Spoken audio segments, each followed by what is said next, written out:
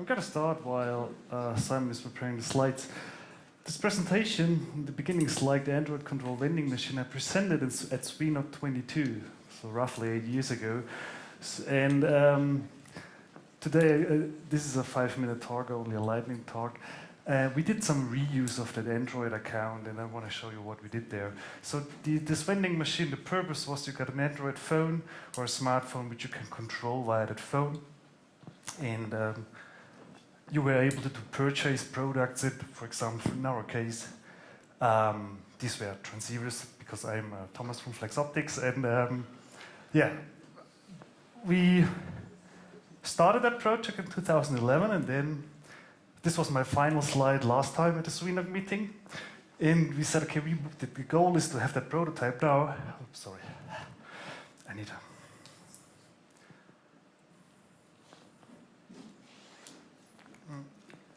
We have that prototype now, and to make it shippable and make a mass product out of it. But we decided not to do so. And said, no. Yeah, because the point is, getting from a prototype to a mass product, this is a huge gap. And then there were various reasons not to do so, and I can tell you later on in the social why we didn't go for that. But when you finish a project, you need to do some housekeeping in terms of you have to clean up afterwards.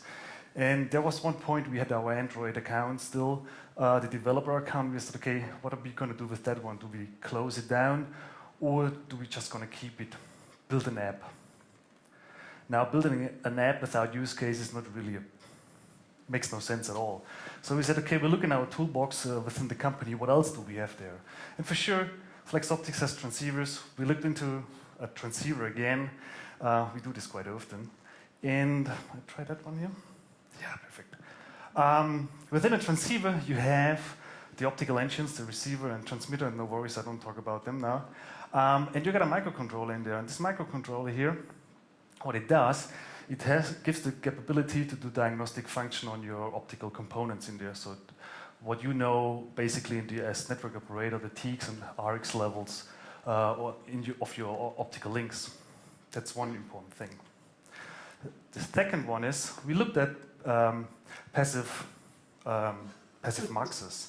And we think they're quite boring because for sure you need them in your network when you want to extend the capacity of your links, but they are quite dumb. You don't see a lot inside there, so you don't know what's going on your link. When you connect everything together, it's kind of a blind fly, because you're not quite sure what's going on, or even if you have a remote hand, and if this remote hand is not able to handle the measurement equipment, you might struggle to set up your links. So we said, okay, we have those three things, so those three findings. We got our Android account, the developing a mobile app. We got diagnostic functionality, and we do have passive muxes. So what we did, and we combined it all together and had a lot of discussions internally, and they were not always nice. We developed a new product, and basically what we said is, it's a passive mux with active monitoring, which you can gather the information on your smartphone. And as Flexoptix, we always have that flex in there. We call that the flex mux. Pretty easy and pretty simple. And the major difference now is it's not a prototype any longer.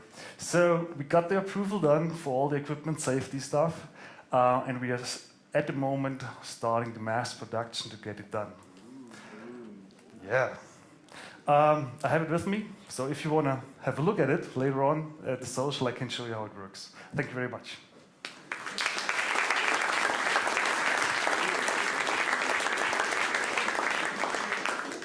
Thank you, Thomas.